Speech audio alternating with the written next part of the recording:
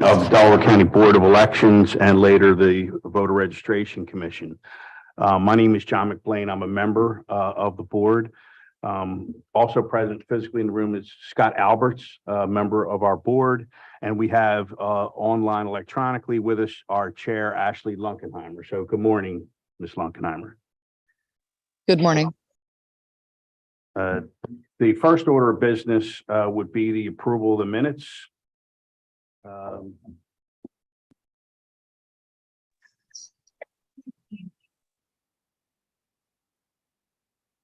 Mr. McBlain, can you hear me?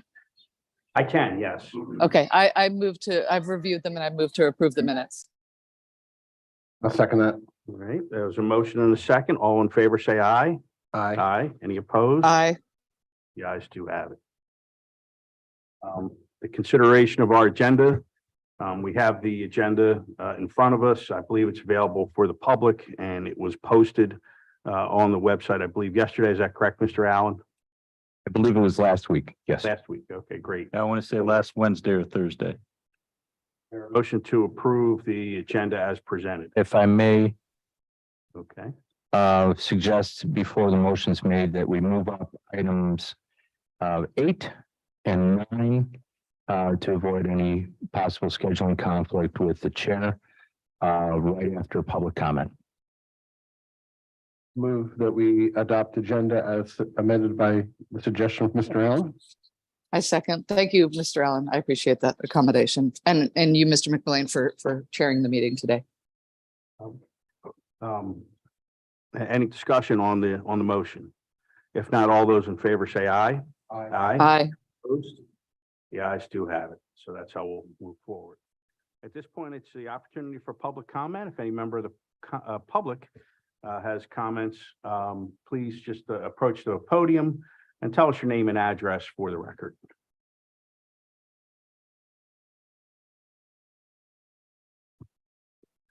Good morning. My name is Scott Thomas, 703 Barclay Lane in Broomall. And I would like to comment on the agenda item logic and accuracy testing. And I want to direct my comment to Mr. Allen, if he could comment on what the latest and greatest details are for when logic and accuracy testing will start, both at the warehouse and at the wharf. And also, will the items that are used at the wharf, such as the Blue Crest sorter and the Agassar paper opener, will that be also on the slate for being tested and observable by the public? Thank you.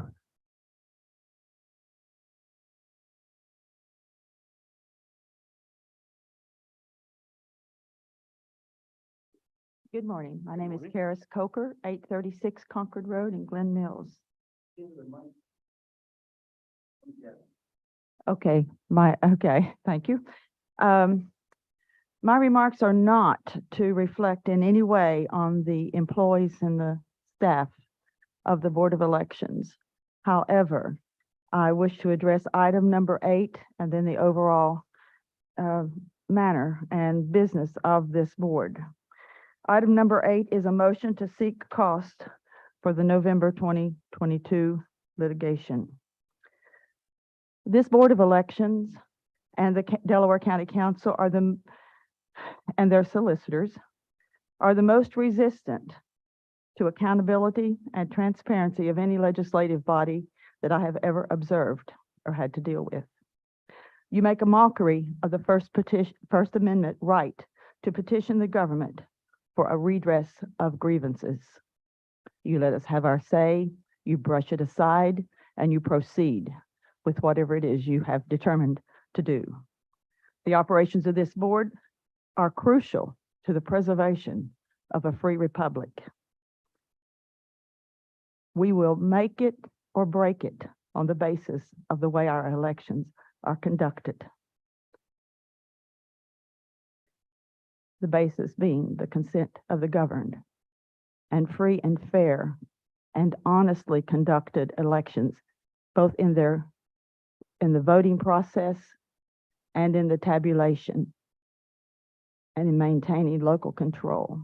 These things are critical with tremendous ramifications and the employees of this department on the lower level, they don't know all the working parts of the various avenues of possible intrusion and altering of the outcome of these elections. But I do believe that the members of this board and senior members of their staff are well aware. And I'm here to hold you accountable before the God who gave us the rights that were secured to us by our forefathers. And you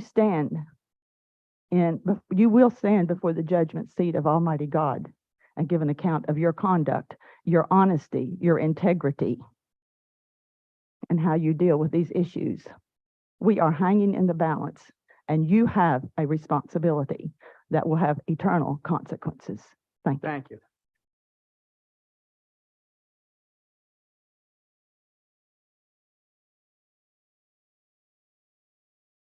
Good morning.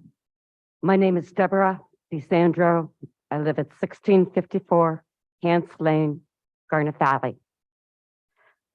I'm here today to talk about item 9, the drop-off box, in particular in Bethel Township.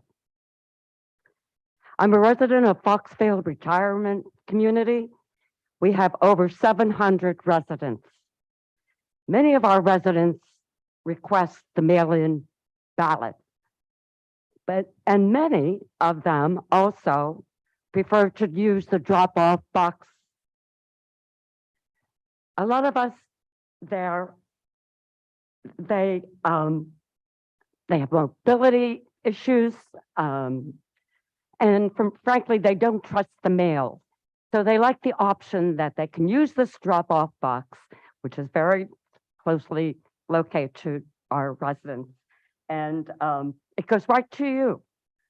Having access to this drop-off box is very important to our community, and I thank you for your time. Thank you, Mr. Steen.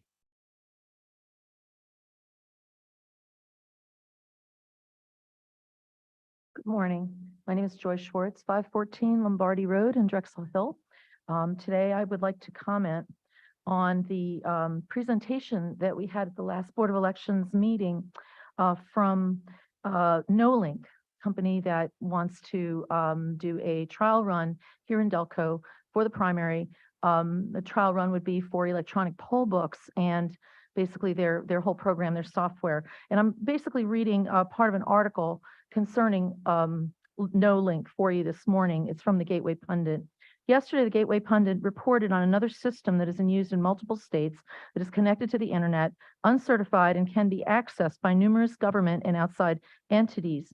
According to the BPro website, Total Vote is a centralized voter registration and election management system that securely captures and manages voter, candidate, and all election information. It is the only software that encompasses the entire election process into one system. Total Vote has no Election Assistance Commission or EAC certification whatsoever, meaning it does not comply with the Help America Vote Act, and it has never been tested by any accredited third party. However, as previously established, it is certainly touching parts of the election that requires certification. We've learned that BPro was purchased by a company known by the name of NoLink. This firm is headquarters in St. Louis and was founded by Scott Leidendecker. An expert in analysis, Leidendecker previously served as election director for the city of St. Louis, becoming the youngest election director to serve St. Louis in this leadership role, where he managed an average of $2.5 million annual budget and 25 full-time employees. He helped to implement the Help America Vote Act in St. Louis and transform the election board with a series of reforms. But what happened is that he oversaw the notoriously corrupt St. Louis election process. And basically, St. Louis elections are not trusted by the citizens of the state of Missouri. So I have very big concerns over our potential consideration of Total Vote and of NoLink as being connected. I don't have time to read the whole thing, but as being connected to problems in St. Louis and in New Mexico as well. And I'll be glad to provide more information on this matter for you. But I just feel that I believe that with the issues that we have with problems with complying with the Secretary of State's directives for LNA Do testing, not. that the last thing we need is to add another level of complexity to the elections that is basically digital. And, I think if you're going to consider that we should at least straighten out some of the other issues that we have first, such as complying with the Secretary of State's directives on LNA testing. Thank you very much. Thank you. Just quickly, No Inc. is the name of the company. They acquired B Pro, and no, we are not purchasing Total Vote. And this system is being used with the cooperation and assistance of the Department of State, who was on the phone with me regarding this as recently as this morning again. And it is a reputable product that is used in both rural and medium-sized and large jurisdictions across Pennsylvania.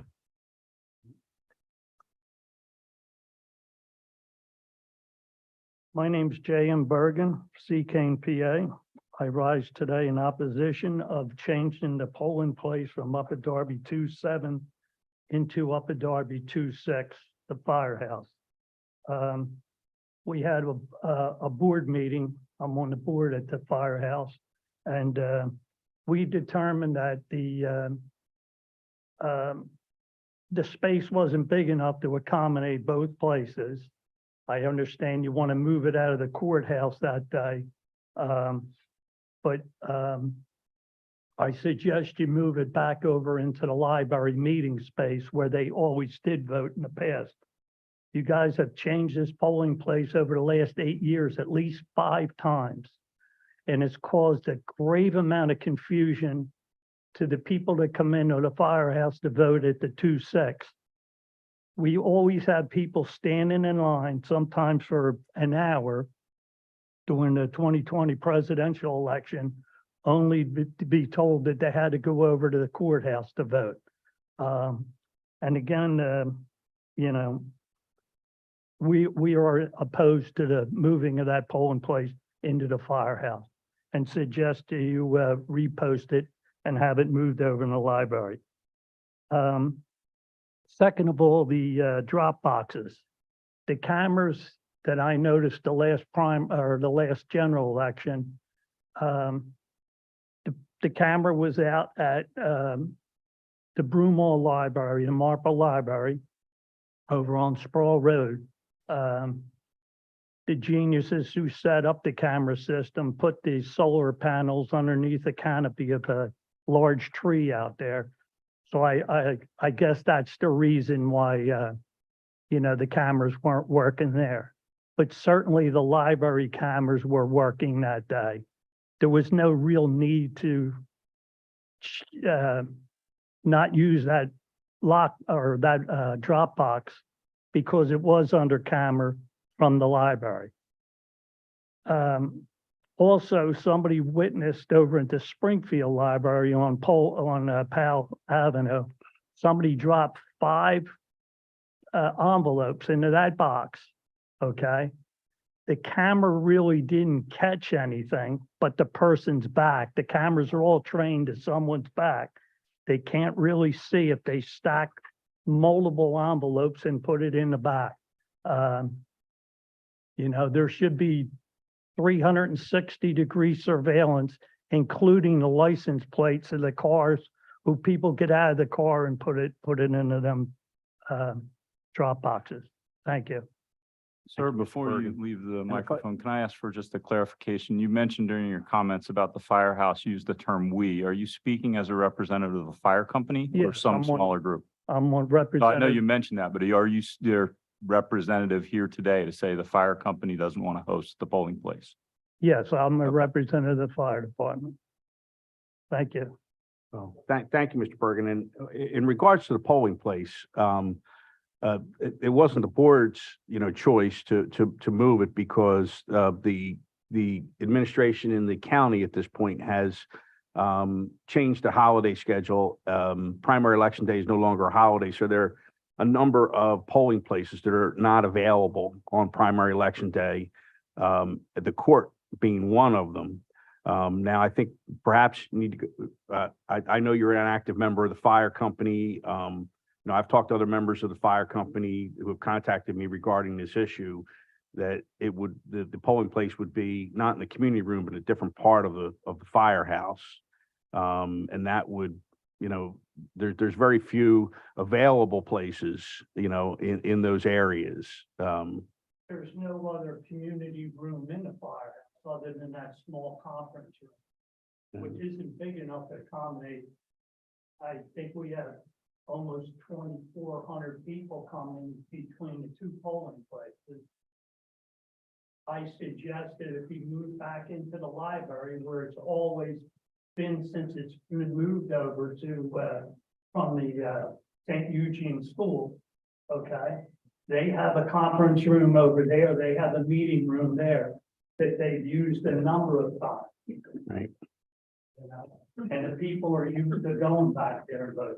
Yeah, well, we'll hear a little bit later in the meeting regarding that report, about what the evaluation is there. Okay. Thank you. Any further public comment? I would like to just address the question about the Marple Library. We did have that restored by Election Day. We did have repeated problems with that camera. Our policy is when the camera is not working and we're not capturing the footage, we can't rely on somebody else's camera, whether or not, and know whether it's working. We can only know whether our cameras are working. And in that case, it wasn't the solar supply. It was literally the wiring inside had somehow become exposed to water, and had some of the wiring had to be replaced. So that was the issue there. It was reopened by Election Day. My name's Julia Ebel. I live at 1368 Brookstone Drive, Garnet Valley, Pennsylvania. I'm also here, along with Deb, to comment on the removal of the drop box in Bethel Township. Several of us went to the township meeting where that was discussed and raised the issue of how important that drop box has become to some of our residents. And we were told that it was going to be removed, that they suggested removing it and they voted to remove it because of the wear and tear on the macadam, and because that people would sometimes knock on the door of the township building and disturb the people inside, neither of which seem to be very valid arguments for removal of the drop box.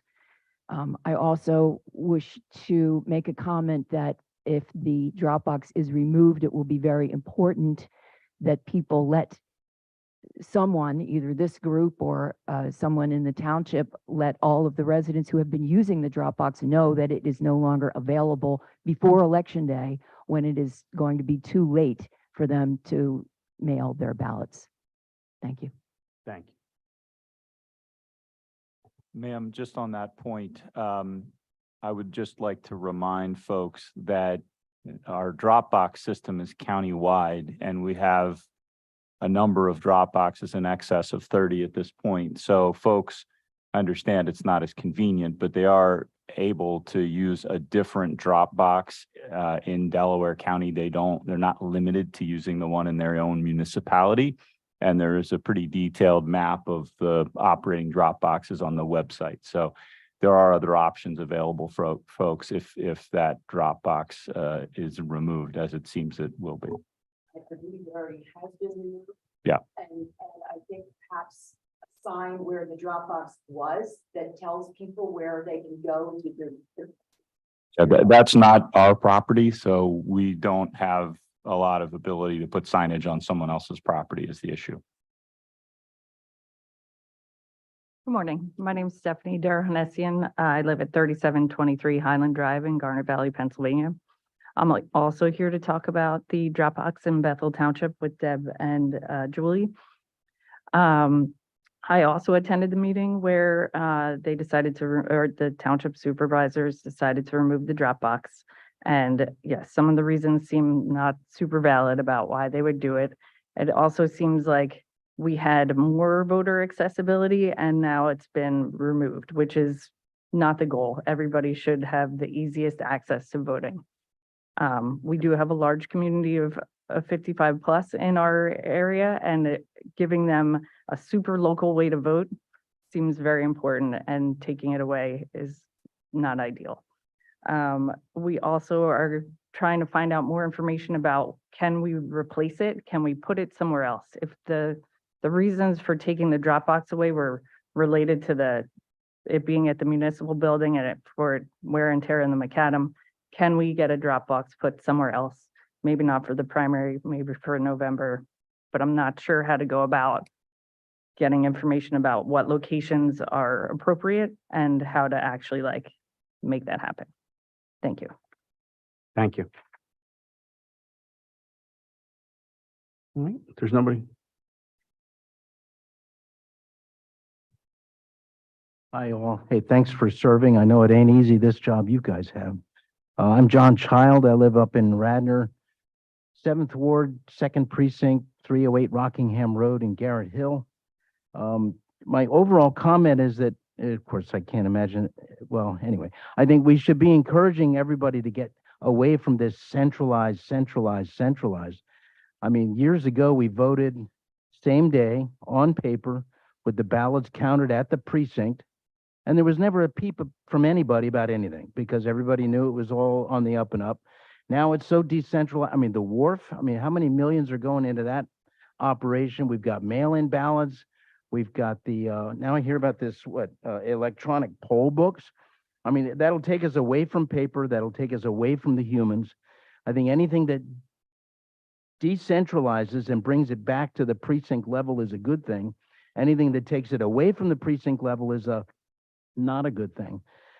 Second thing is I found out this week that the cast vote record apparently is in like 20 minutes. You can look at the cast vote record and you can determine very quickly whether or not there was any funny business going on at all.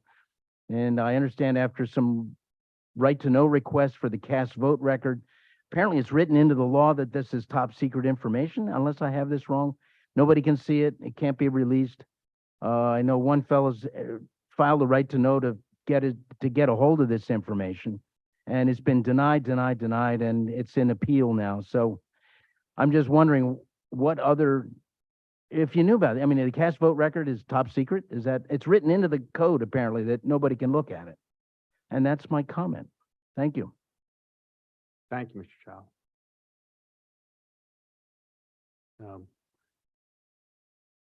I don't know, Mr. Allen, just on that last point, I mean, I'm not familiar that any record is top secret or not available to the public at some point in time. I mean, are we I can address aware that. of that issue? I mean,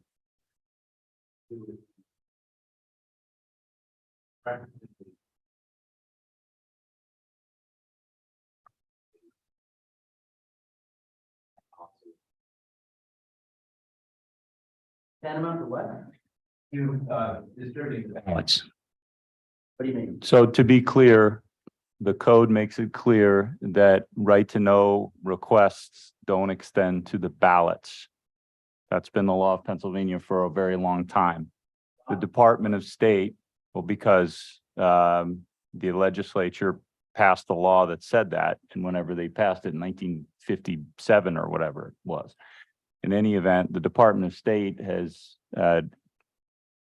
directed the counties that the cast vote record in scanners is tantamount to the ballot itself. And under the rule that you can't release the ballots, you're not to release the cast vote record. These requests have been made and received by counties throughout the Commonwealth, and that's the Department of State's guidance on the point. So we are following the Department of State's guidance, as are other counties, as far as I know, every other county in the Commonwealth. Additionally, I would point out that in years past, there were not paper ballots. There was an electronic Danher system. It printed out a report. There was no ability to audit or check the paper ballots after that. We do have paper ballots now. They are tabulated in the precinct. There is a tape printed out in the precinct. We have never had once in the use of this system any discrepancy between the tape that was printed out at the precinct and any subsequent recount. We've been through half a dozen recounts now. all right. So with that, is there any further public comment? If not, we'll move on to with the amended agenda, items number 8 and 9. So we'll recognize Mr. Parks for the solicitor report. Thank you. My understanding is that I missed our last meeting due to a travel conflict, but my understanding is that there has been a request by the members of the board to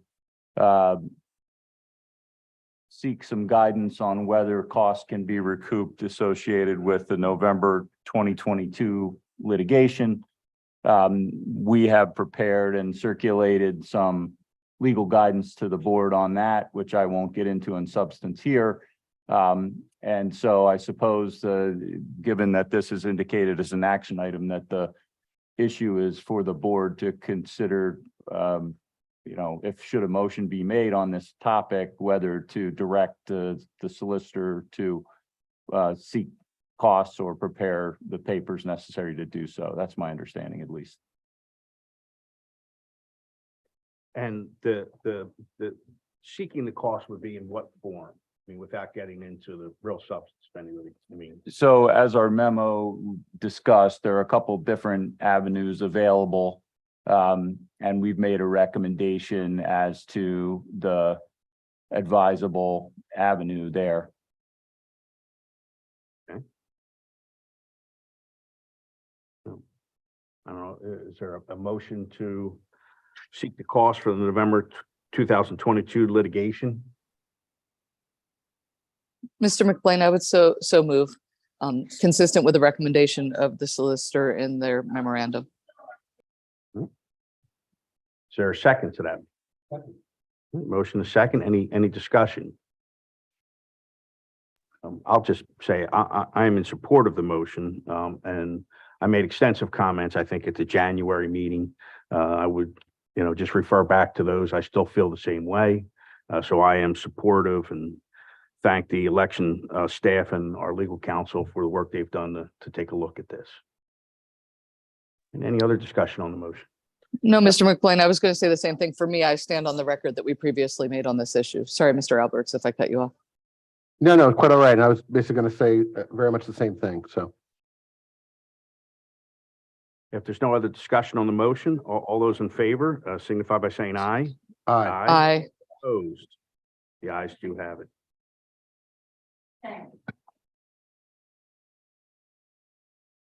Yes, it So was shameful litigation. That's the correct. litigation. Now we'll move on to Yes. item number 9, the Dropbox status. Mr. Allen, do you want to talk about this? Members of the board, since our last meeting, and there have been actions to remove 2 of the drop boxes, one in Aston Township.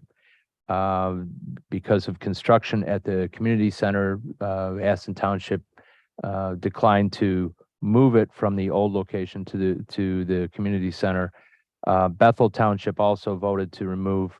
Those are unilateral actions taken by both townships. Additionally, last year, Upper Chichester Township voted to remove its drop box. And since then, we have been in contact with IBEW Local 654 about installing a pad that is visible from Chichester Avenue and having a drop box outside of the building accessible to a 24/7 accessible parking lot. This is an area that is very well known to the community because at Christmas time, it is extremely well decorated with hundreds of thousands, if not millions of lights. It's people take their families there to drive through that area. So we're pleased that IBEW Local 654 has agreed that we can have an outdoor drop box commensurate with all the other drop boxes with a 24/7 camera. And this is consistent with our use of another private facility, Hedgerow Theater. And with that, I would appreciate a request, a motion to approve placing a Dropbox for use as early as this upcoming primary at the local 654 slash, there's also a catering business there in that parking lot that's very visible right there from Chichester Avenue. Mr. McLean, also move, and at the right time, I do want to have some discussion about this, as I believe maybe others as well. All right, there's a motion. Is there a second to the motion? I'll second that. There's a motion and a second. Discussion on the motion. Ms. Lunkenheimer? I have two questions for Mr. Allen first, and I think Ms. Ebel and others in the room have asked questions about exactly this type of thing, whether a private location could be used for a Dropbox location. So the answer is yes, and I encourage them to reach out to find out the specifications necessary. But it sounds like, Mr. Allen, you listed at least some of the most important ones related to security.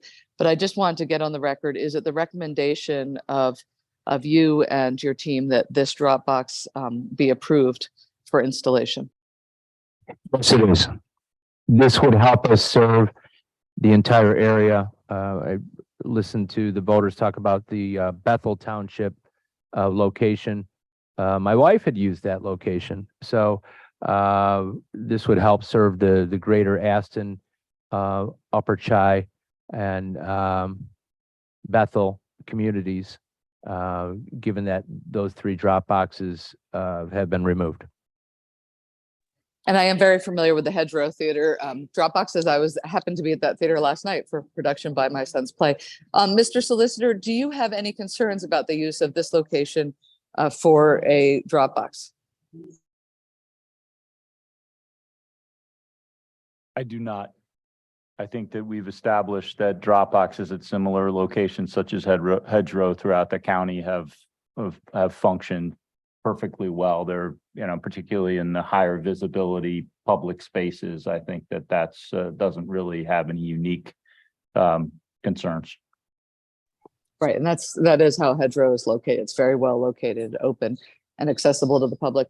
Oh, well, with that, Mr. McLean, just for your awareness, because I know I'm remote, you can't see me. I am in support of this motion. I think I'm well established on the record as encouraging access to voting for our citizens, and I think that this sounds like exactly that type of opportunity. So when the time is right, I intend to vote in favor of the motion. Any other discussion on the motion? I do have discussion. I am not in favor of the motion.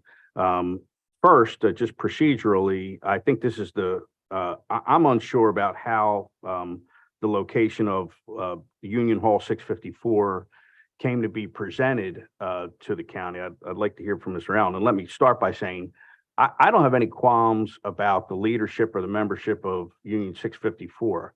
I know the leadership there well. In my previous life as a member of county council, I was endorsed twice by the membership and the leadership at that Union Hall.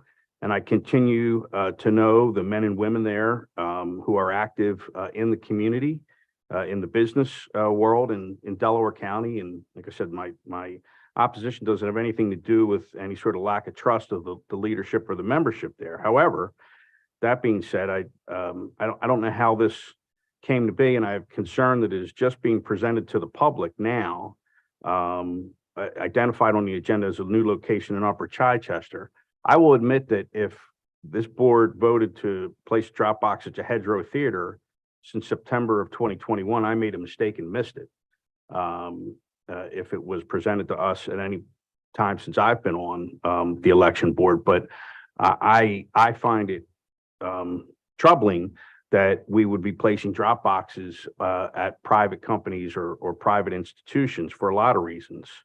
I did some research to take a look and see, have there been standards? Because I don't know that this board has adopted any sort of standards as to how to evaluate or where to put drop boxes. I understand that in the beginning, and I don't quarrel with this, that there was sort of a general feeling that we'll offer it to all municipalities to make sure that there's an even footing, and that there's no impartiality, which is shown, which I understand. But since that time, we've had now at least 2.5 years to learn from the experience with drop boxes.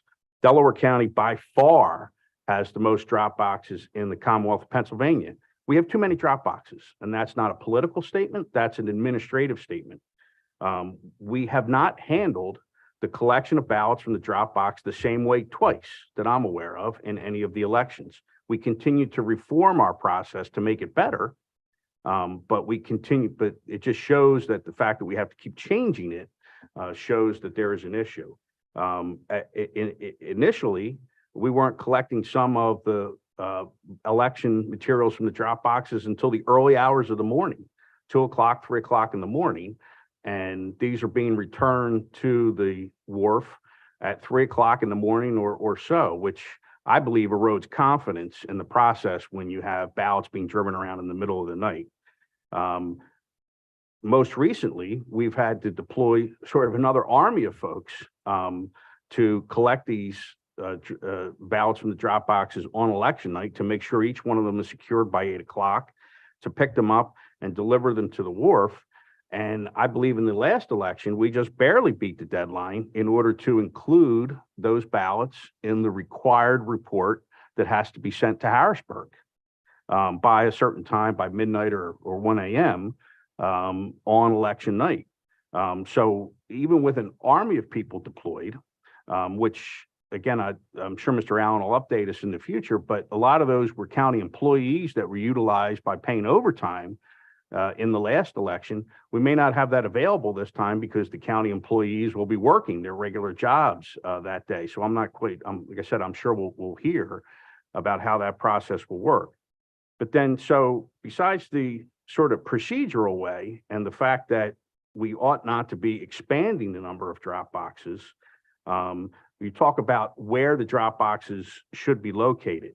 And like I said, I did a little bit of research because we don't have standards. I don't believe that the Pennsylvania Department of State has adopted standards for the location of drop boxes, but I did look at the United States Election Assistance Commission, and their standards that they recommend are that drop boxes be located at government facilities for obvious reasons. There's a confidence, when it is located at a government facility or government property, that it is secure, that it is a neutral location, that public is welcome to come in order to, drop their ballot and cast their vote. With the convenience of having drop boxes, and a couple of the residents of Bethel Township had noted this in their public comments, with that convenience also comes, on the flip side of that, a degradation of security, because you don't have representatives of whatever party there standing and making sure that the whole process is going on. What we have is the video, which we have improved, but up until the last election, we weren't even really recording in a way that we could play it back to make sure that we can take a look. And yes, Mr. Bergen pointed out that we don't have cameras, and we will never have 360-degree cameras that will take a look at the people dropping off there. But that's what we give up a little bit in return for the convenience of the voting. But if you're talking about a private company who has First Amendment rights, what happens if this organization decides that they want to advocate for certain candidates? This particular organization just weeks ago hosted a fundraiser for a member of county council. What happens, if there is electioneering and there is, political propaganda that they rightly have a right to post, on their property that surrounds the drop box? What happens when they have an event, an active catering hall where people want to come on a certain day or time, and it's already being utilized for something else? What happens if they don't like it? That again, I don't know that we've had it so much here in Delaware County, but in other counties you've had it, where people go to monitor the drop boxes. to take a look to make sure that there is no ballot harvesting going on.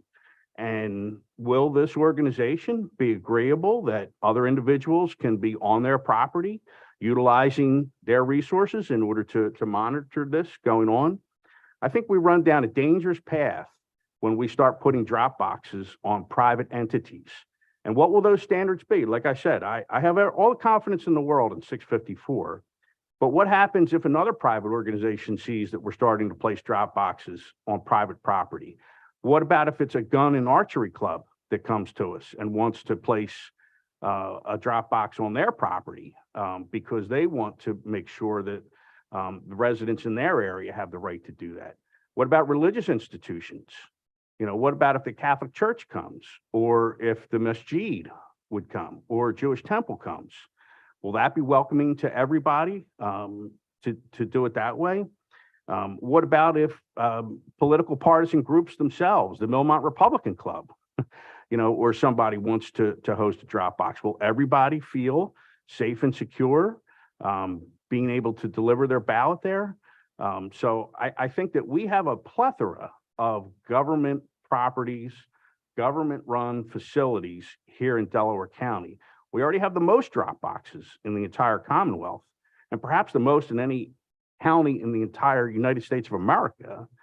I regret the decision of Aston and Bethel and Upper Chichester to take their drop boxes out of their municipal building lots. But I think there are better alternatives than going down this road of placing drop boxes at private property, private facilities, special interest group property that will give the impression, as I think this board has done a terrific job over these last couple of years, of trying to ensure public confidence in elections.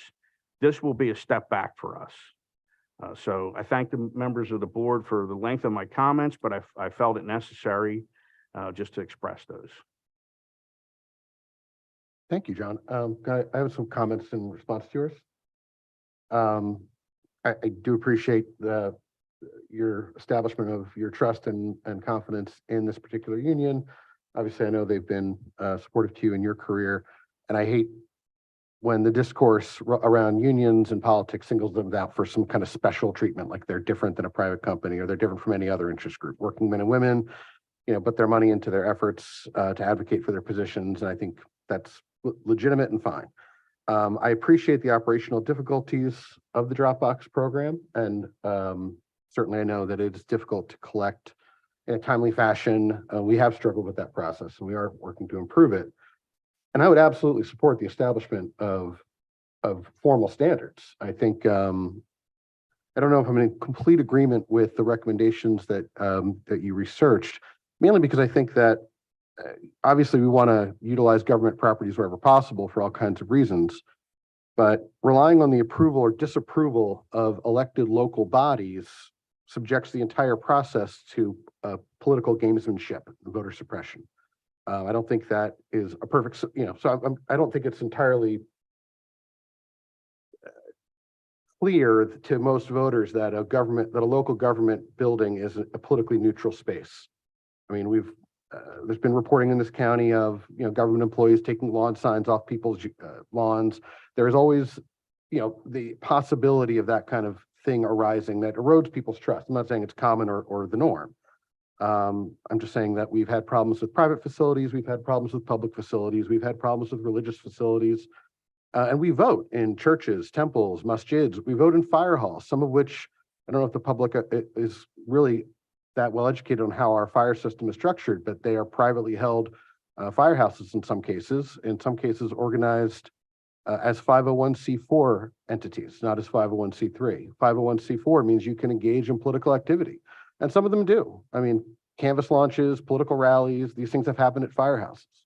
So I think that our community is full of diverse interests and interest groups and public and private facilities that could be utilized for election purposes if we're careful about it. And I think that, you know, in terms of allowing monitoring and access to the drop boxes, in terms of preventing electioneering within a certain distance of the drop boxes, I mean, these things could be negotiated in the course of our contract. I'm not sure if our current standard contract addresses that specifically, but it should.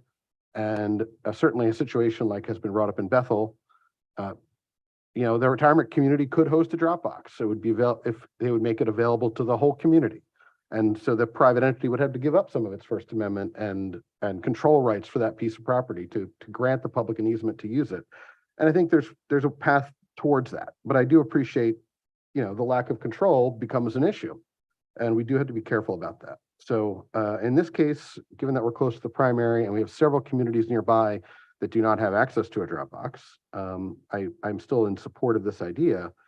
But I do agree with Mr. McBlain that we do have to have we need to establish some standards, and we need to make sure that these concerns are addressed.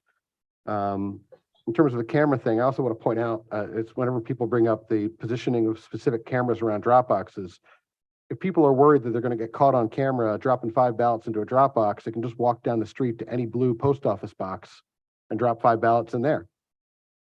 Vote by mail, it's not vote by Dropbox. The Dropbox is an added convenience. And I think anything that removes that convenience, you know, we want to make voting as convenient as possible for as many people. I think we're going in the wrong direction. If we have too many, I'm open to that discussion, but I want to know where they belong. What's the right number? If we're gonna do it one per municipality, well, our municipalities are not evenly sized.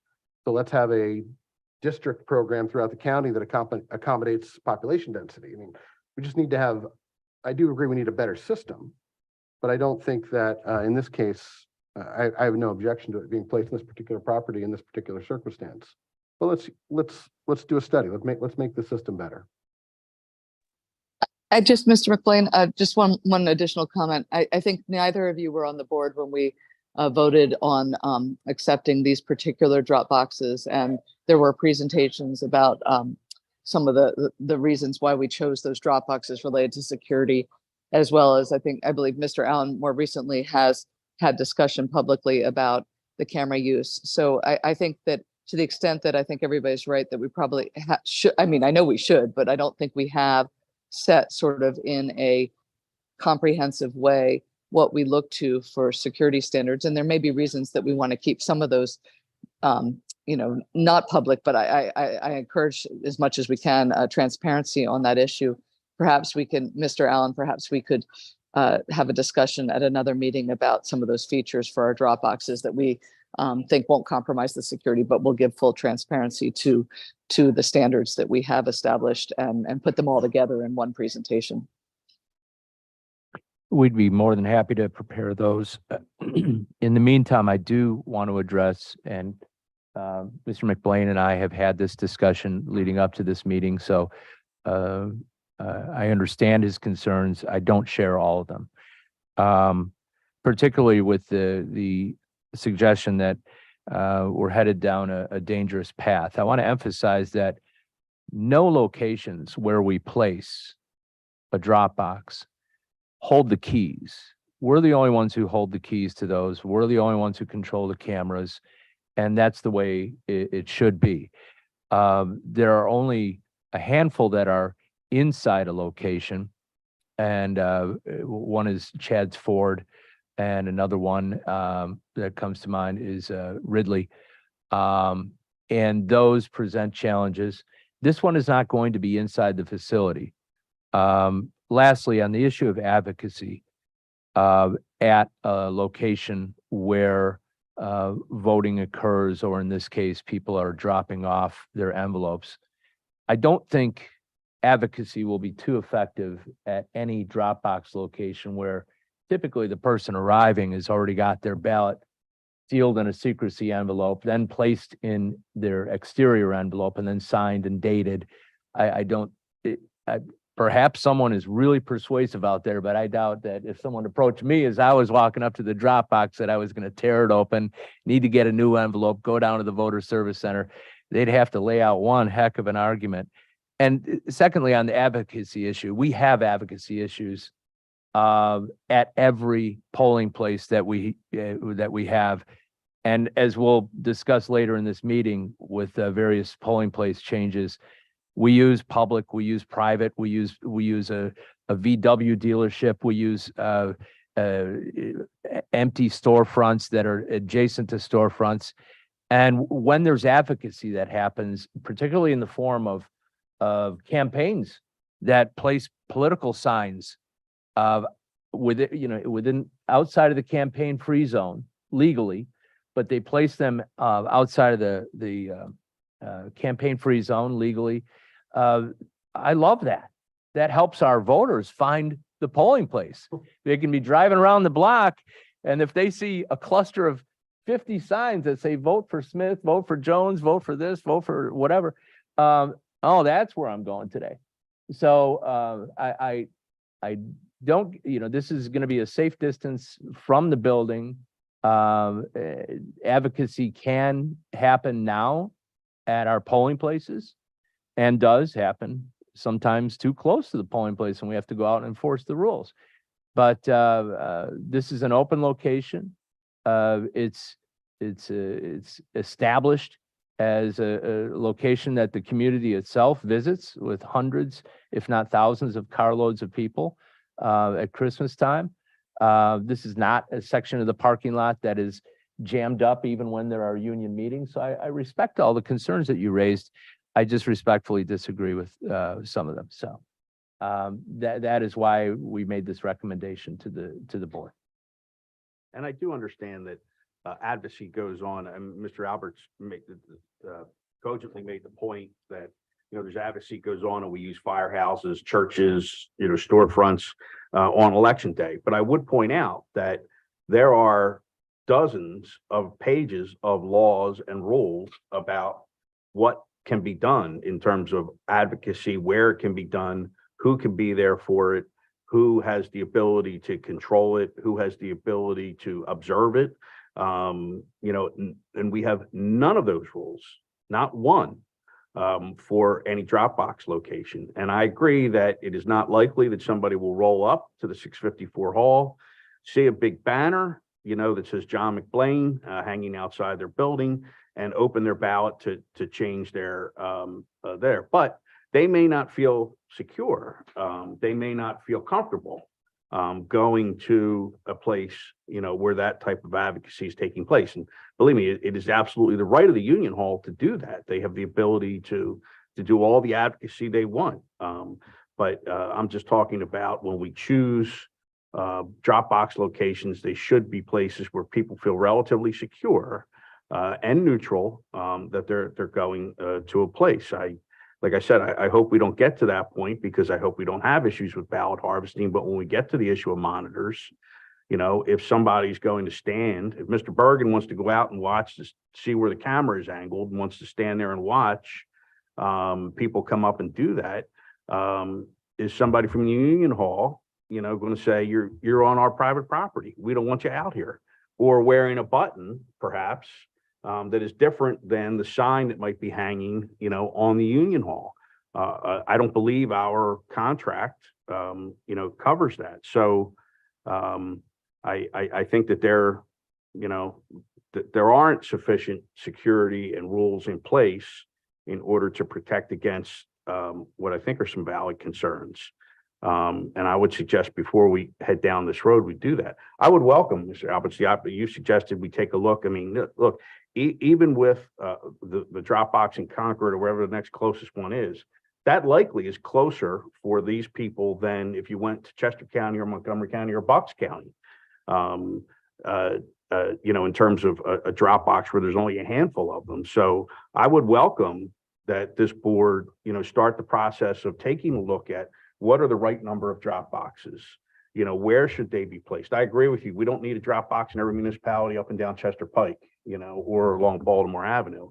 But what would be the right number? What would be manageable for Mr. Allen and his staff, so that, we don't have, volunteers or folks working part-time, driving around with ballots at 3 o'clock in the morning. Well,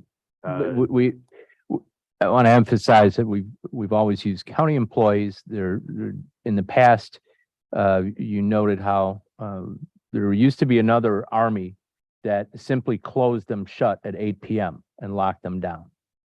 And then after Act 88 took effect, we had to modify that and try to get those to the wharf sooner. So we had those same individuals, county employees again, lock it down, seal it, seal the envelopes in a ballot bag, secure that, document it, and then bring it to a central location. And we're going to do that again, except instead of to media, just go straight to the wharf. But we've always had that army of individuals. It's just a matter of trying to get it to the wharf sooner. So with that, is there further discussion? Only simply, Mr. Solicitor, you've heard the comments of the other board members. I think they're important, and I only briefly glanced at the draft contract, but to the extent that we move towards, if we vote in favor of this Dropbox installation, I would appreciate you working with the county solicitor to look for some of the protections that have been sought by the board.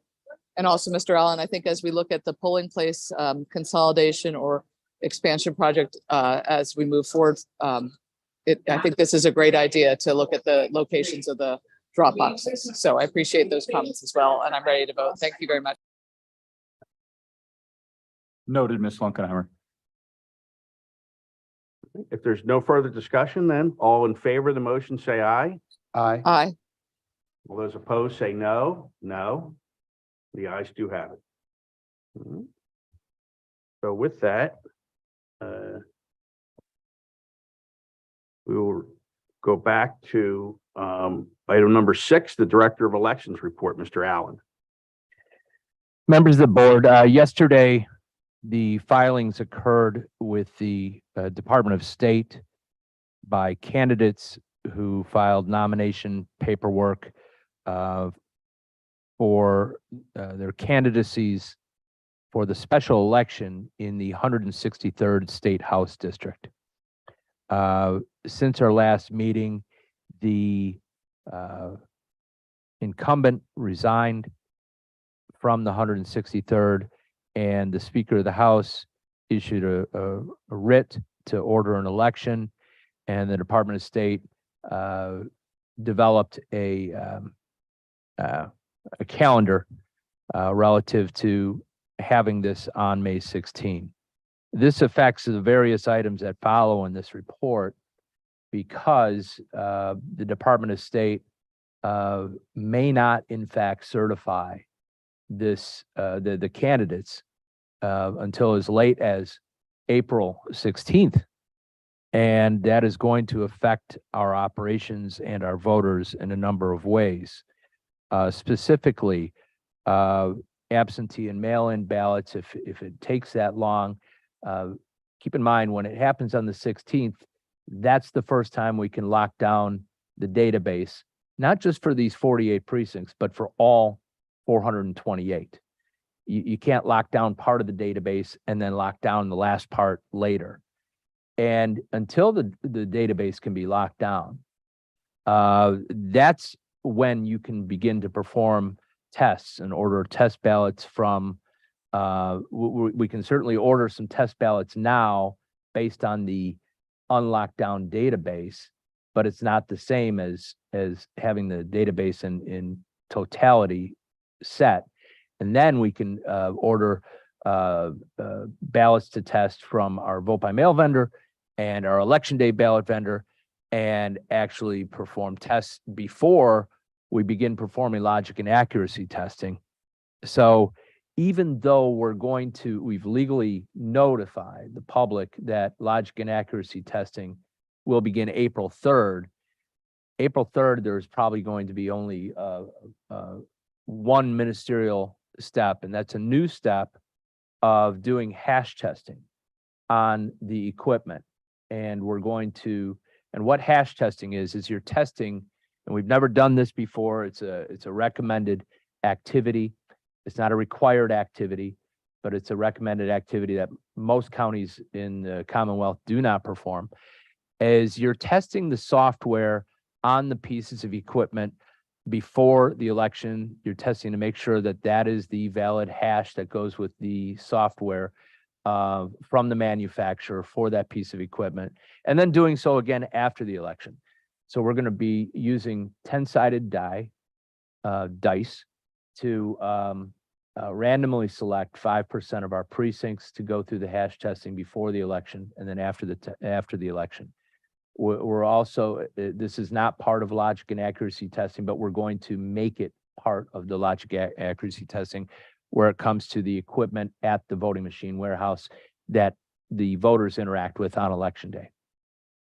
We've also already hash tested, we can share the results with the public, the servers for the system, and we'll rehash test those after the election. But as far as like running the scanners and the touch writers through the paces, that is not going to happen until the Department of State certifies the candidates for this election, hopefully sooner rather than later, depending on whether or not there are any objections filed to the nominations of the Republican, Democratic, or Libertarian candidates who filed to be on the ballot yesterday. So that's the concern that we have, because if it takes until the 16th to certify, that would in turn delay potentially the first mailings of mail-in and absentee ballots until the end of April. So somewhere around April 27th, 28th, 29th, 30th. I want to stress that UOCAVA, military overseas ballots, will go out no matter what per federal law this Friday. And there's a provision that the database doesn't have to be set to make sure that the ballots can go out to those voters 45 days before Election Day. And that is that we can send out the candidate list as it is and a blank ballot so that the voter can complete and vote in a timely manner if they're working or serving our nation overseas. So that will happen. But as far as the standard civilian ballots that go out by mail, those may wait. Well, those will wait until at least a week and a half after the certification. So that covers items A, B, and C, and other preparations for May 16 municipal primary. We had a presentation earlier this month on March 1 from No Ink on the poll book project. This is a poll book that is used in various other jurisdictions, including my friend Jerry Fieser over in Dauphin County. And I just want to emphasize, beyond the features of being able to check in voters more efficiently, more accurately, especially in a polling location where you have multiple precincts. The poll book provides the database for all 410 or 420,000, however many voters we have at that time, so that you can redirect voters to their correct precincts where they show up at the wrong place. It also has more recent data than the paper poll books. So you have more complete voter registrations from the ones that were filed at the deadline. Right now, we may still be entering voter registration data before we print or after we print the paper poll books.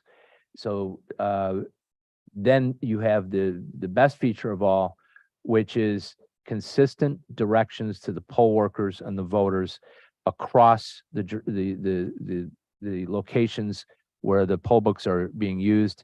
So the prompts direct the poll worker to make sure that they handle the voter per the law, by the law, whether they're a vote by mail voter or or they didn't return their ballot, or they applied and they're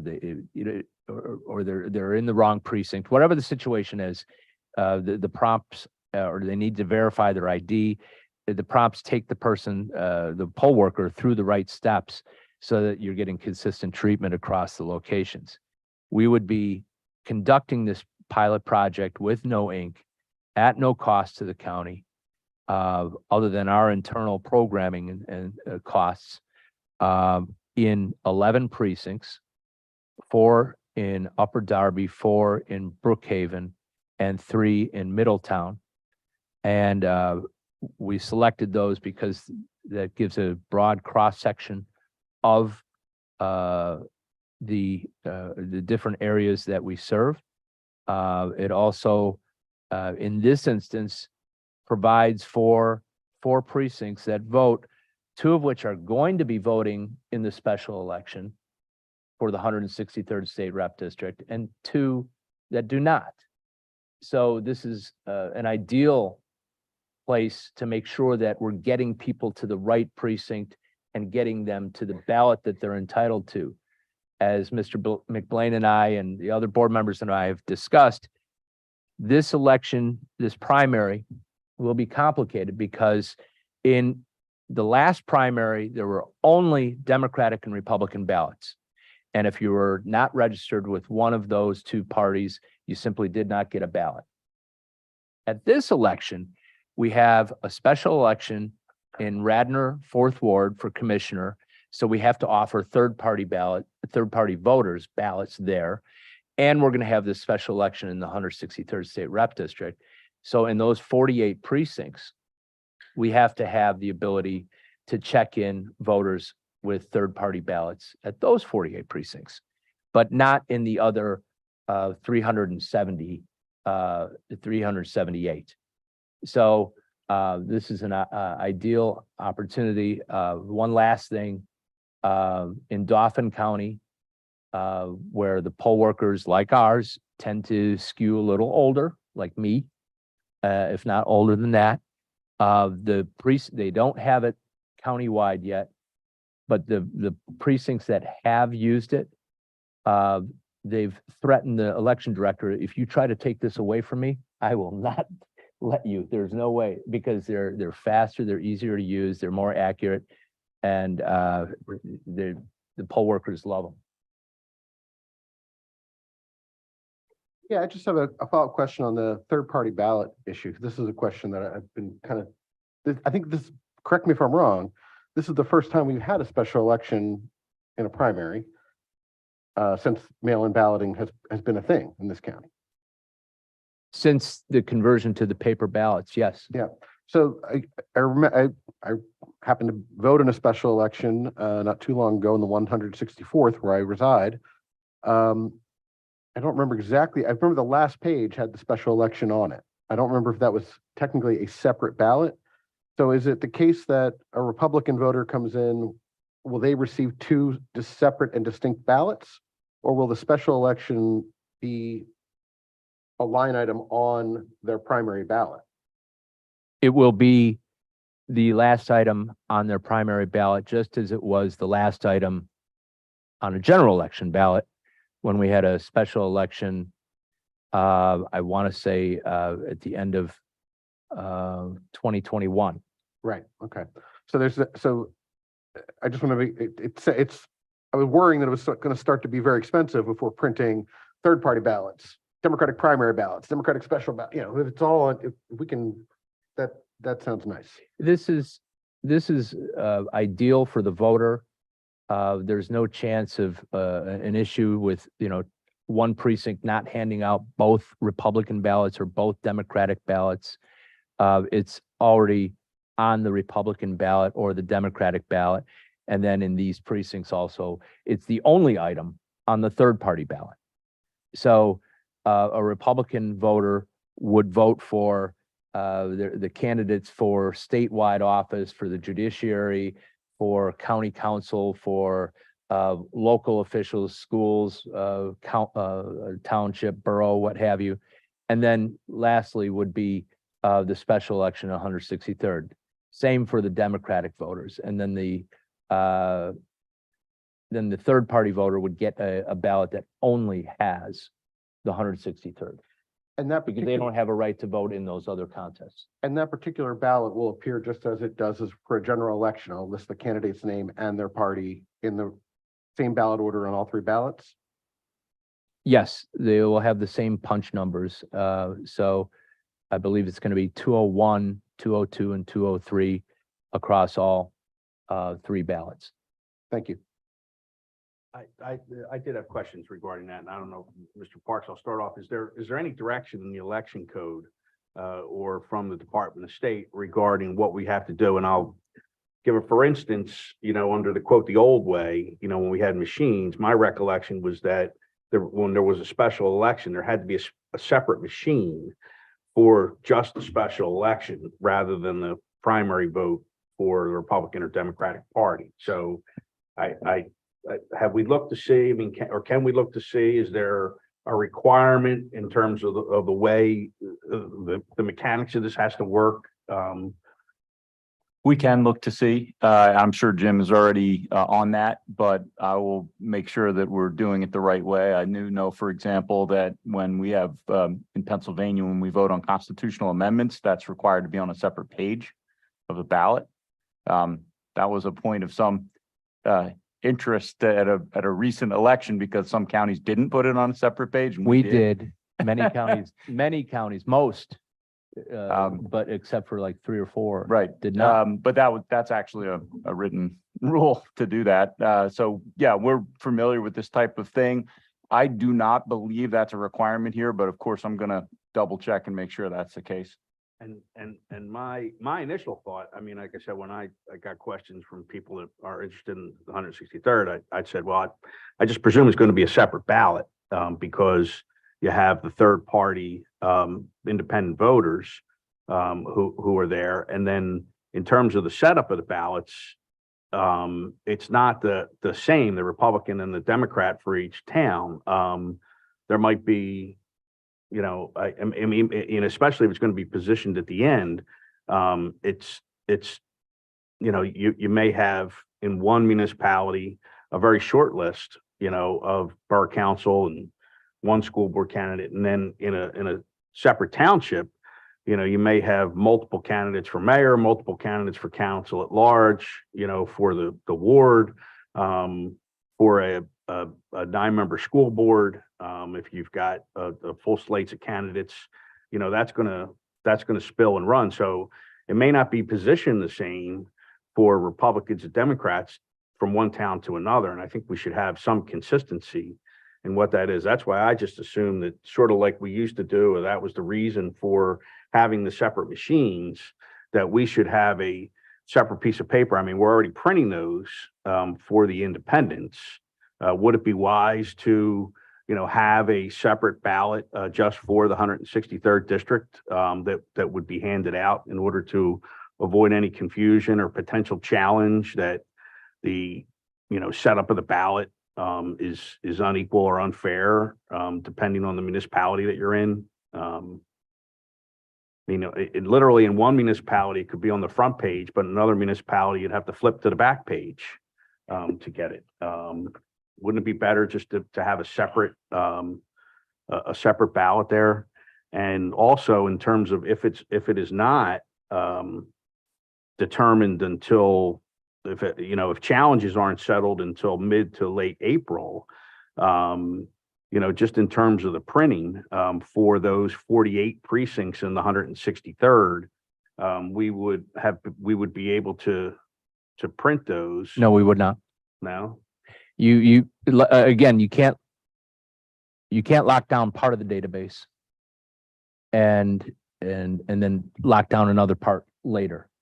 If we were to print those, and if for some reason the state changed, let's say they removed one of the 3 candidates,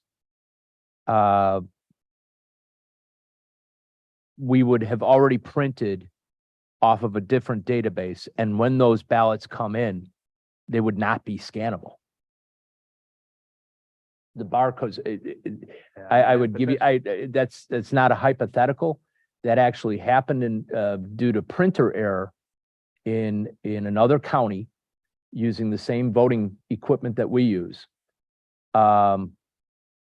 We test like crazy to make sure that something like this doesn't happen, but they created their database, they gave the printer their files, then they had to make a change and they locked down the database again.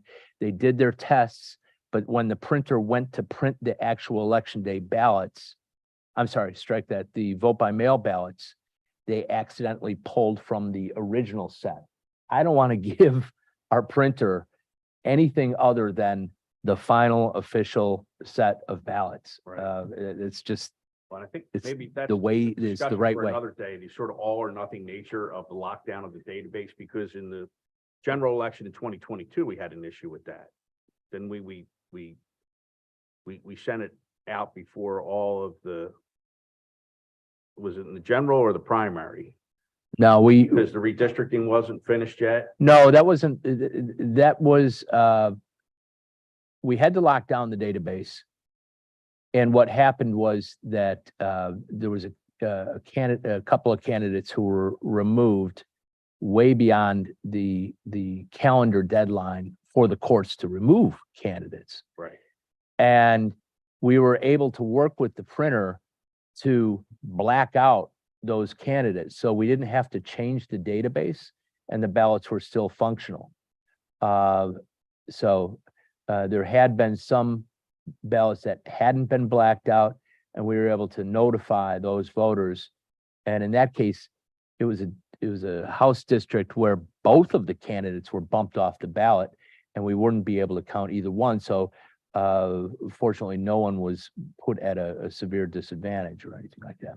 Yeah, just in listening to it, I don't know how you feel, Mr. Alex, that I would feel a lot better or more secure if the 163rd special election were just simply listed on a separate ballot, as long as there was no requirement under the law that have to be, printed on the Republican primary ballot, on the Democratic primary ballot.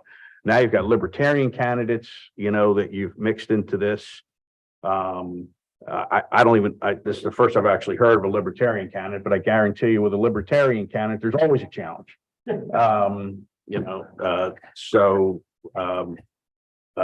have no remarks on that. It would just seem, more practical and simpler and more secure if we just had that, the special election on the separate ballot. Well, I would strongly recommend against having two databases and two scanners in each one of the precincts because it would create the same problems that I've heard about when they had two, different Danaher equipment. That was direct But we would recording, use the same electronic. scanner. It wasn't a scanner. No, we would use the same scanner. You said two separate. Well, if scanners. you're talking about two different databases, you're going to have to use two different scanners.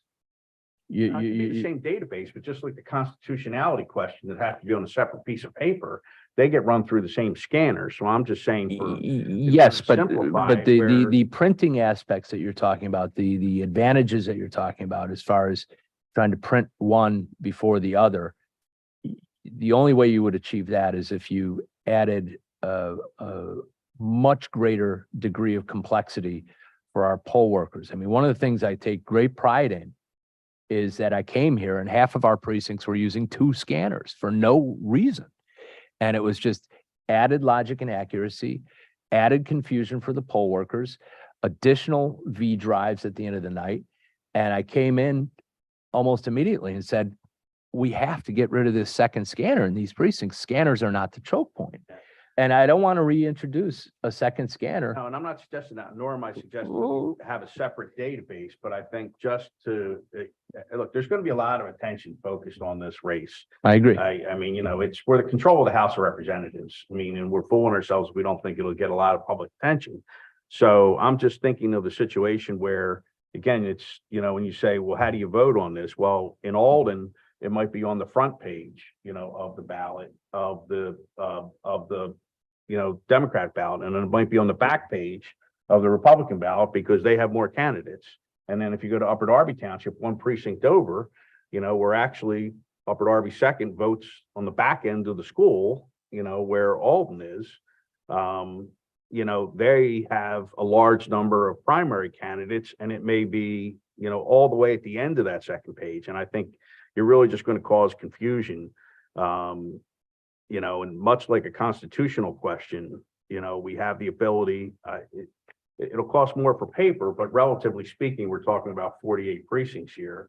And to just be able to put that, not different database, but just on that second piece of paper. I mean, we had, what election was it? Was it the primary of 2021 or primary 2022? We had 2 pages that everybody had to complete and submit. I forget which primary it was, but there was one where there were so many candidates, we had to do 2 separate pages.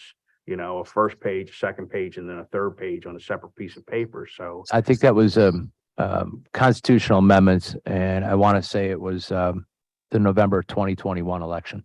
whether it's Mr. Allen, is that impossible to do, is to say, you know, this page intentionally left blank if the backside of a page is blank, as Mr. McBlain has argued, and then make it a same ballot, but a third page or a second page, depending on the ballot, so it's a separate page?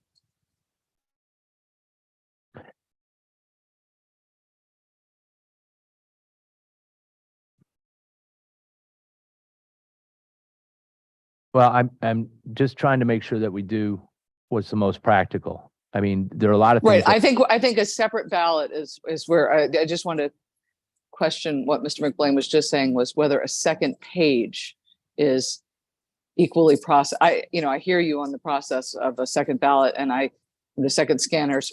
I'm not in favor of that. That's a logistical nightmare. We've really streamlined things. I was just asking whether a second page, like we had to do that election that you're referring to, would be possible. And if one of the ballots doesn't have anything on the backside, we would simply say, this page intentionally left blank, turn to the second page, directions to go to the second page, as we had to do very explicitly in the election that you're referring to. Given that this is the first time that I'm hearing this suggestion or evaluating it or needing to evaluate it, I don't want to give you a snap and inaccurate. That's fair. I can look that's into fair. it. For these 48 precincts and possibly also the 2 in Radnor, if we're going to go that route. I just want to make sure that it's not going to create an issue for the other 378 as well. That's right. And then that's the balance you have to draw. Sorry, Mr. McBlain. How many lines can we fit on one facing sheet of a ballot? How many lines? Well, I don't know how many, what you mean by lines exactly. Like specific rows, like how many candidates can we fit? Like in the number, given the kind of races we have here, I think in Upper Darby, a ballot will have 31 candidates on the Democratic primary ballot, for example.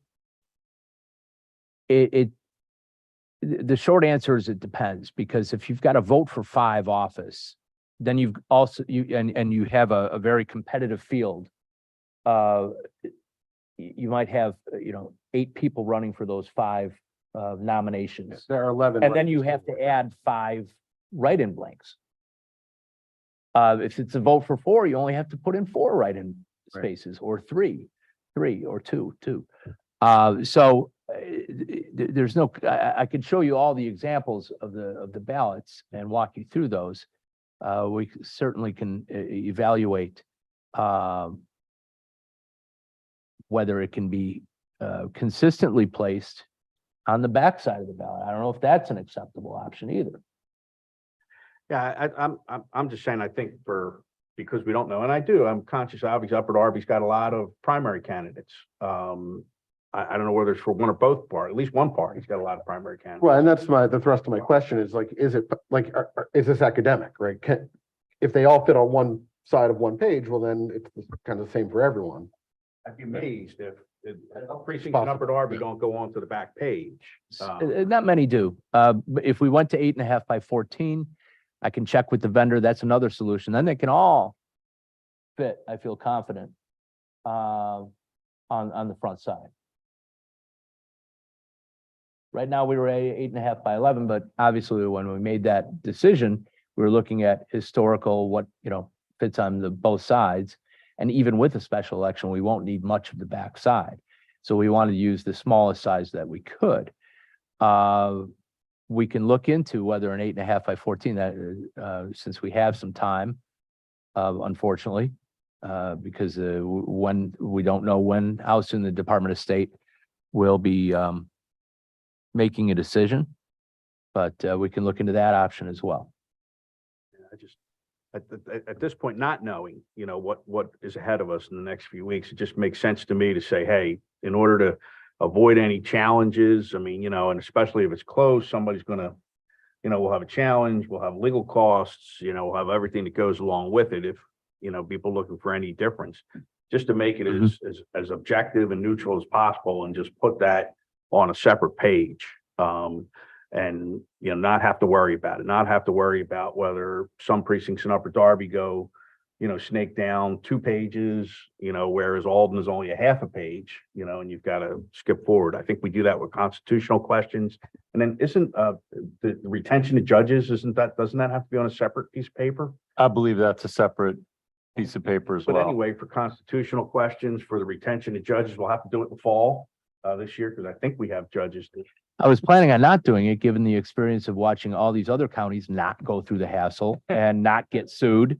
If that's, the way it's going, but Well, so and I would note this one thing. I mean, it's been mentioned, Jim mentioned it earlier, but there's no guarantee that we avoid problems by moving to a second page. And the reason is because now you have the opportunity for human error at the polling place of failing to hand out the second page. And then you're going to have a legal challenge if there aren't any votes from an entire precinct or halfway through the day, they realize, I mean, these things happen too. So we do take trading. we do take a certain amount of pride in trying to make in making that pretty darn foolproof, whereas a lot of other jurisdictions print. In fact, I think we're one of the only ones who've ever printed them. Instead of having ballot A printed in one package and then ballot B printed in another package, we had the printer prepare those and collated so that, if they only handed out ballot A to the next voter, they were going to start with ballot B and the next voter was going to notice the problem. So you didn't get into election day with 20 voters before you discovered that they hadn't pulled out ballot B out of the election supply carrier. I think our concerns are pretty much identical here in that we want to make sure we're doing everything according to Hoyle. So if we could get the research on what the law requires, and we want to make sure we're doing whatever is the least confusing option for voters that is the fairest system. I mean, whichever way we go, right, we're going to have problems to solve. So which causes the fewest problems is legal and I agree with you. There will be a lot of attention on this. So if we could get a recommendation on the best method for that, I think that would be helpful. Agreed. Mr. McLean, I'm gonna logistically have to unfortunately leave the meeting, but I do think that the action item for the e-poll book is whether to do the pilot program is on the table. Is it possible to take that vote before I have to go? Certainly. So we do have the I think Mr. Allen, you've given your full report at this point in time. So the first action item under his report was the e-poll book pilot project. Is there a motion to approve that project? So moved. Is there a second? I second. Any discussion on the motion? If not, all those in favor say aye. Aye. Aye. The ayes do have it. Thank you very much. I will review the rest of the recording, but I appreciate your accommodation again for my travel schedule and have a great day. Thank you. Thank you. Travel safely. Thank you.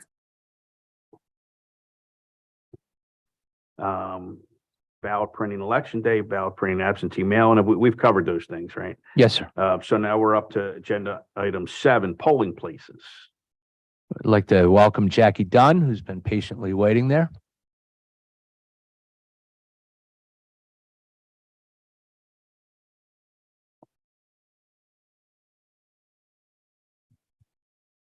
Good morning.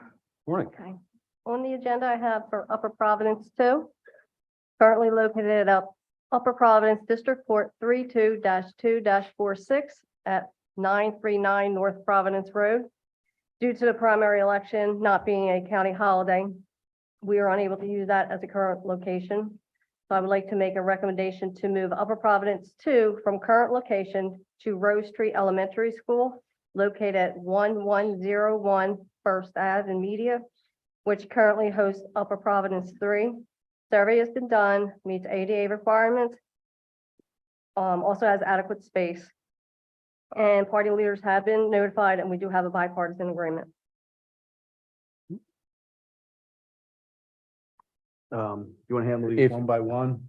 I would hope that we could handle all of them and then have discussion on all of them and then have one vote, if that's possible. Okay. If we have to set one aside, we'll simply do that in the motion. Next on the agenda is Upper Darby 27, currently located at Upper Darby District Court 32-2-52 at 409 Ashland Ave, Suite 1. Due again to the primary election not being a county holiday, we are unable to use current location as a polling site. We researched and checked into a few options. The library, all that we used in the past, we were unable to use. They could not do it due to lack of staff. We are hoping to be able to do that maybe in general election, but as of right now, Primo C. King Fire Company, who currently hosts for Upper Darby 26, has agreed to hold Upper Darby 27 as well. I had a survey technicians go out, survey has been done. The one location, this precinct 27, there are two entrances. 27, I was told would be moved into the kitchen area.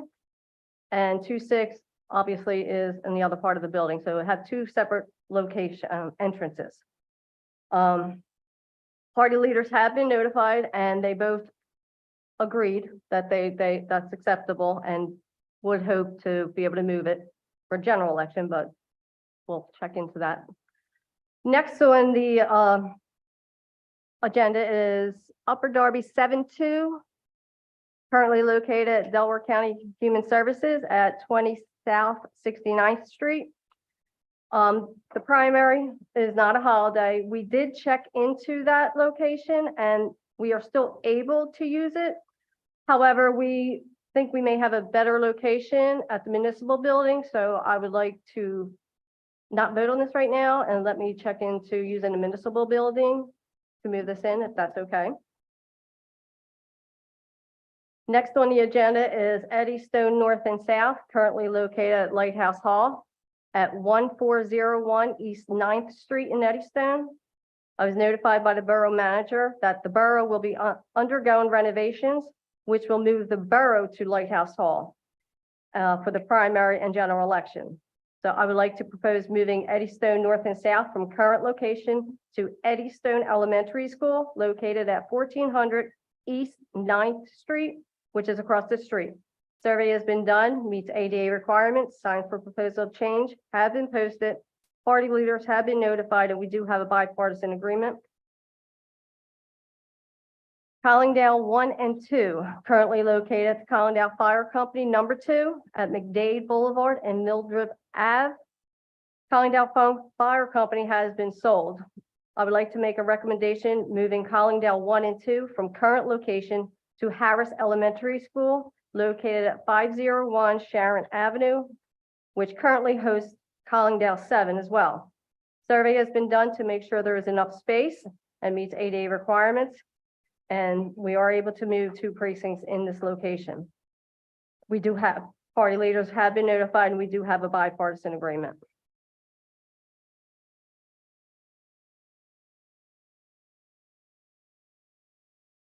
Next on the agenda is Tinicum 4, currently located at local 1776 IAMAW Union Hall at 3rd and Jansen Ave in Essington.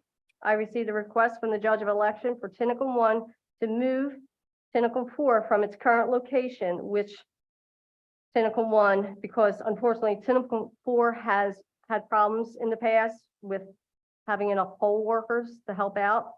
So the judge of election for Tinicum 1 has been nice enough and made herself available to help with Tinicum 4, but because it's not in the same location, it was a little difficult for her.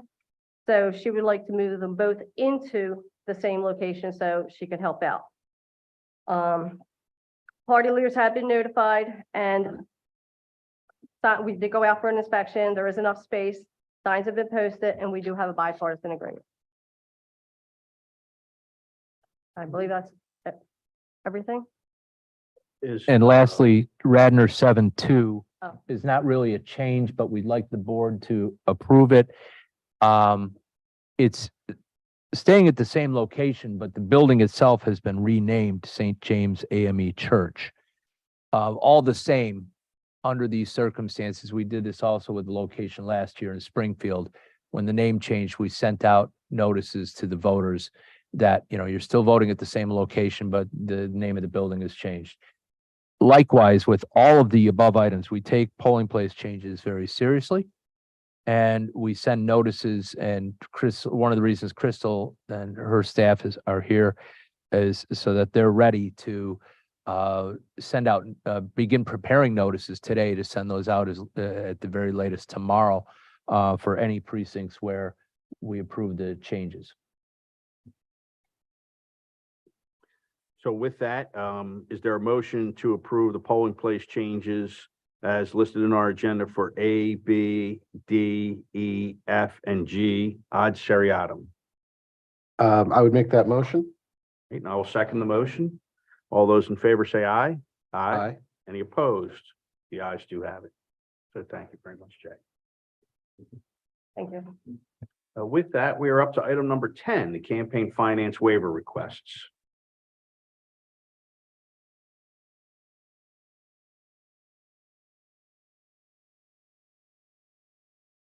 Morning. Lisa Jackson, Campaign Finance Supervisor. So we received 4 requests for petitions to waive campaign finance fees that were submitted this month. The first one is Morton Democratic Committee. Their treasurer reports that he resigned from their committee in August of 22. He sent a letter dated in January. There has been no new appointments made to that committee since he resigned. He's requesting to waive the fee of $250 for a late cycle 7 report. And they're also asking to terminate the committee. So this one I would recommend for submitting approval. It would be their first offense. The second committee is Rose Valley Republican Committee. They also submitted a cycle 7 that was late. It was received on March the 3rd. It was due by January 31st. It is their first offense and their late fee was $250. So I would also recommend that theirs would be waived. The third committee is Springfield Democratic Committee. Their cycle 3 was due for 2022. It was due on June the 6th. It was filed on March the 15th of 2023. So there was a $250 fine and it is their first offense. All of their other reports are up to date as of today. So I would recommend that they would be submitted for approval. And the last committee is Committee to elect Alicia Mancini Durer. They actually had a waiver that was granted September the 7th, 2021 for $130. The board had approved it already, so this would be their second request for a waiver. They currently owe $250 for a late cycle 7 report that was received on March the 3rd. And I would not recommend them for approval based on the fact that they've already received a waiver once before. Is there a motion to approve? Well, let's deal with the first 3, the Morton Democratic Committee, the Rose Valley Republican Committee, and the Springfield Democratic Committee, Yes.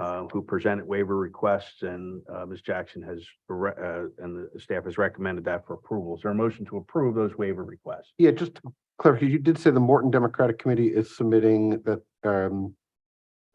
with the understanding that they're also terminating, Yes, so they will not have a committee going forward. correct. Okay. I guess it'll be their first and last. So yeah, I would make a motion that we adopt those recommendations that you just enumerated. Okay, I will second that.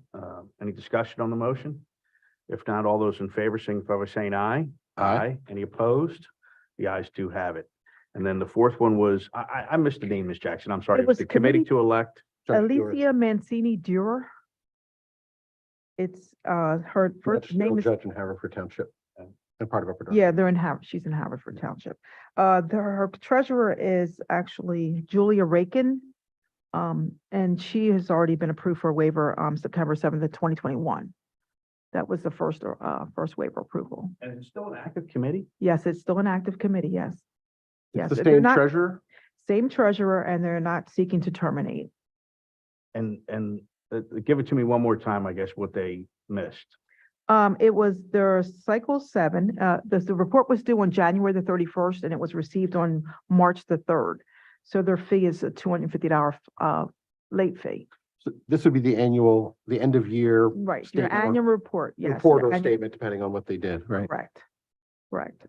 She just reports that it says, I apologize, I forgot I was still required to file the annual report, even though our committee's candidate was elected.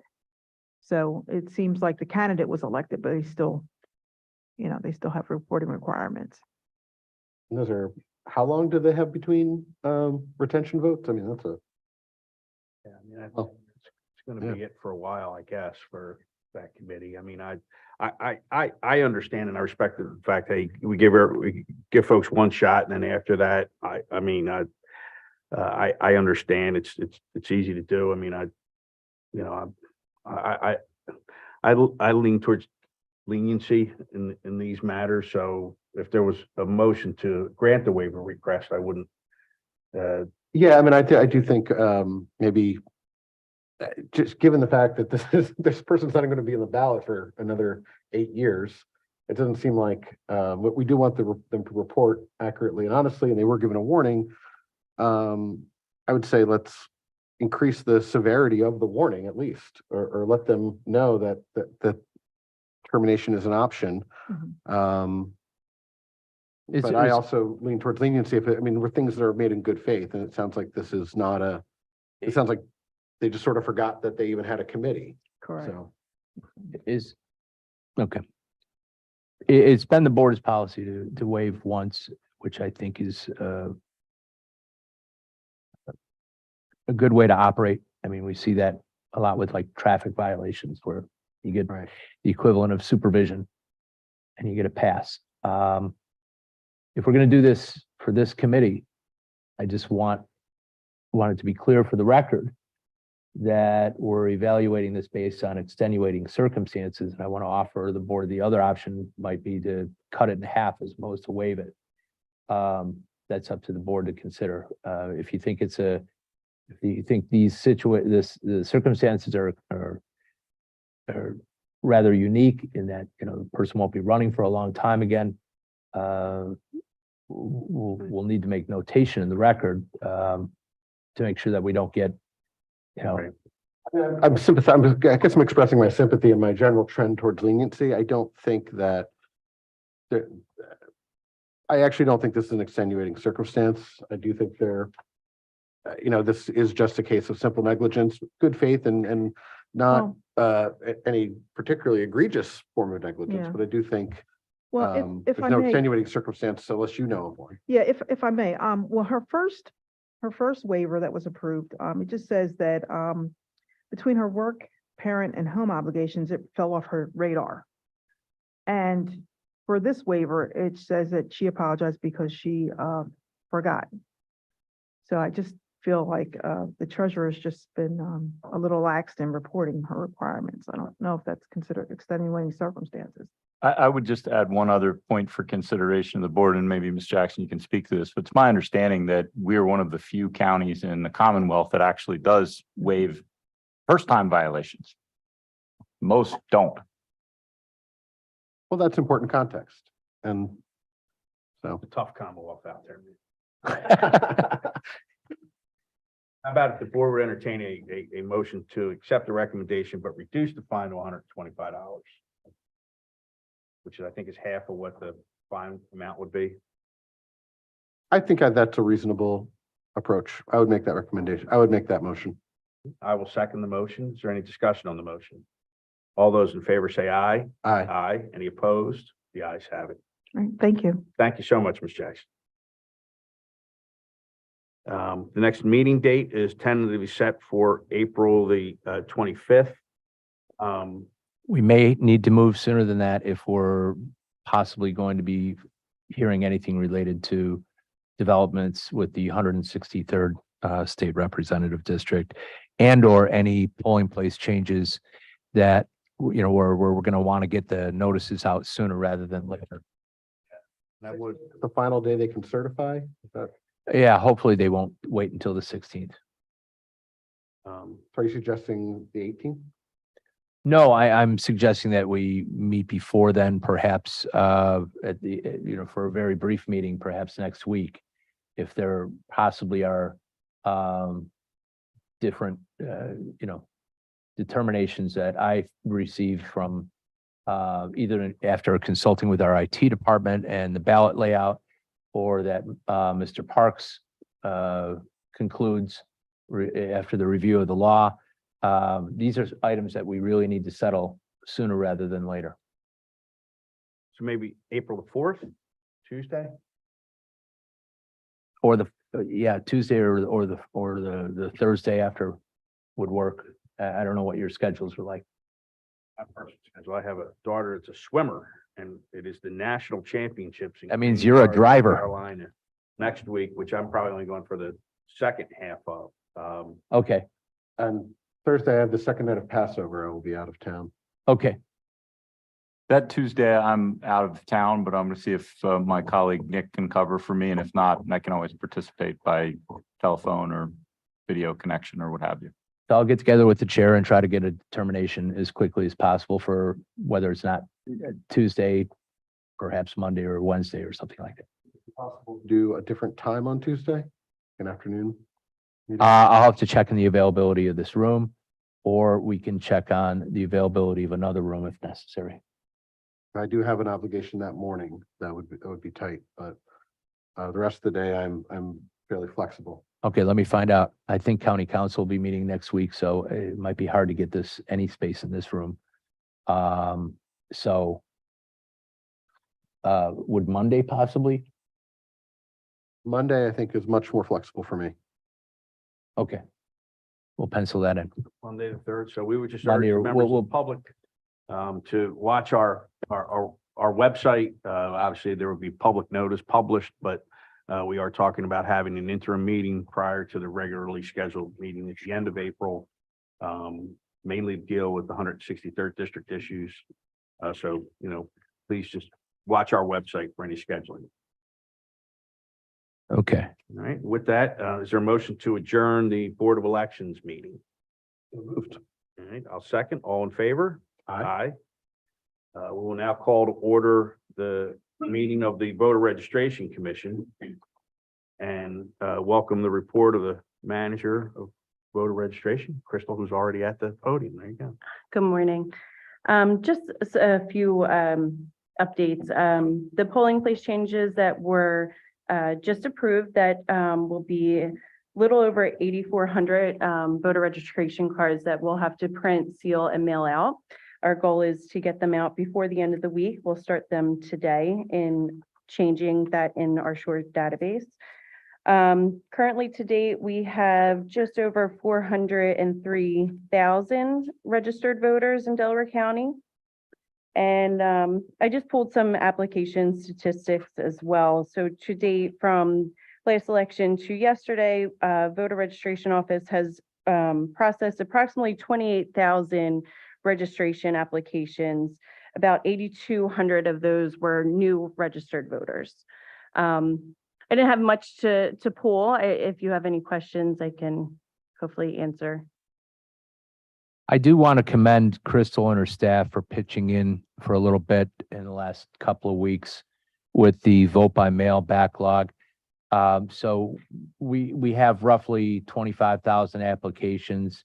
The requests have tapered, have decreased over the last week or so, but still that presented quite a challenge for the wharf staff. They were able to ship some of that work over to voter registration staff who put their shoulders to the wheel. Thank you.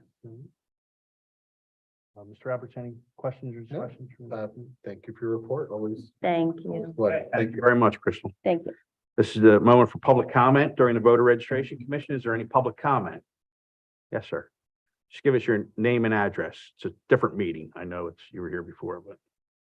Jay and Bergen, Seacane, PA.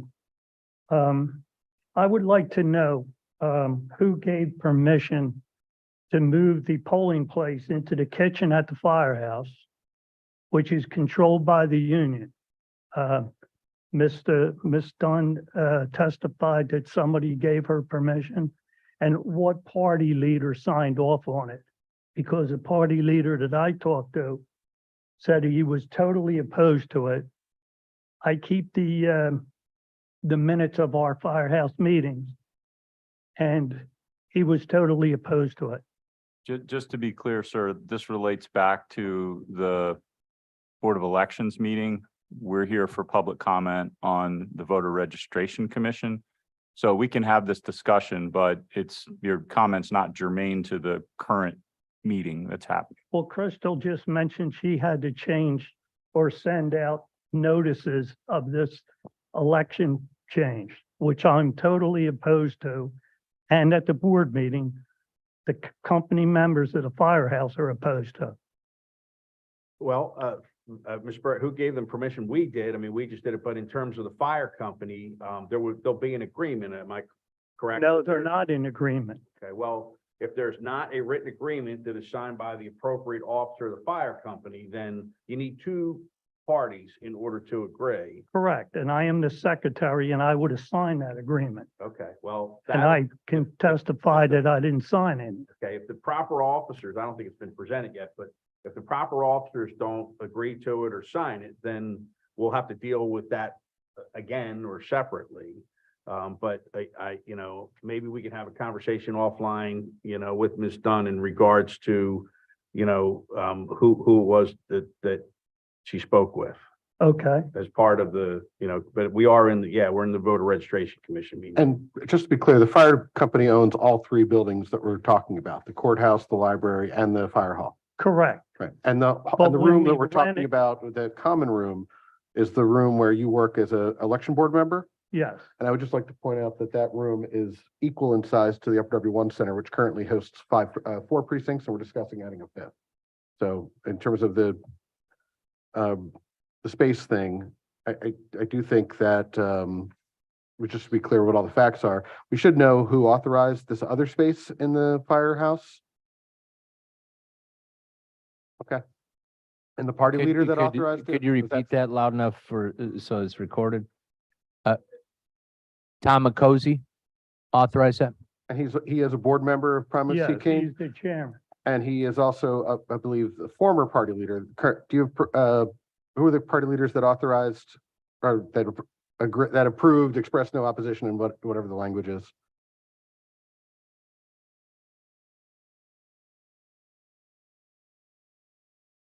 Guiney.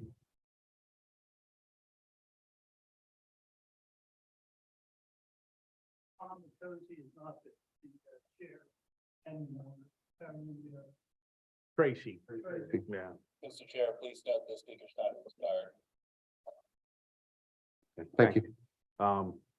Well, like I said, all those folks have been involved. One of Mr. Bergen's, we could speak about it offline. Again, just in general terms, I don't disagree with you. Perhaps what we're being told is the library is not available for whatever reason, so that's the decision we have to make right now because it can't be the court.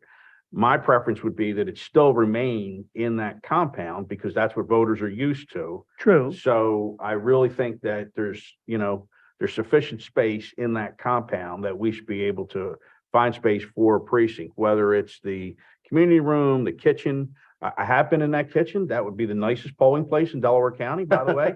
But that's our house, and that is controlled by the career firefighters during the day. So that's details that certainly have to be worked out. But Mr. McCosey is not unknown to us. I put some stock in what he says. Now, whether there's disagreement within the firehouse, we'll let you guys straighten that out, and then we'll come to some conclusion. Yeah, you know, because Mikosi told me something to the contrary. So Okay. we're gonna have a problem. Thank you. All right, thank you, Mr. Bergen. Any other public comment? All right, if not, is there a motion to adjourn? So moved. Second, all in favor? Aye. Thank you, everyone. And again, keep a watch out for a potential meeting of the Board of Elections next week.